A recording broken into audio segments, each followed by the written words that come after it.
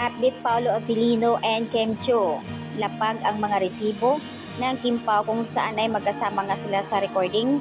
Tingnan na maigi guys ang video kung saan ay hawak ni Paolo ang tumbler. Iisang tumbler lang sila.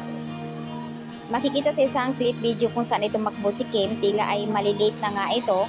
Aba, ang tagal nga siguro nila nag-usap. Saan kaya sumakay si Paolo? Ayon sa isang comment, isang car lang daw sila.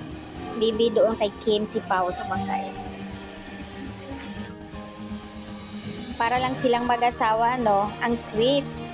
May pahimlay pa talaga pagdadala si Pao ng tumbler ni Kim.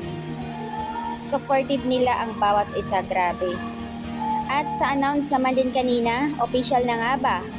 So alamin yan sa ASAP ngayong 12. Nakakaloka, grabe ang pasabog ng Kim Pao. Madami ang na-excited kung ano nga ba itong announcement nila para dito sa ASAP na ito.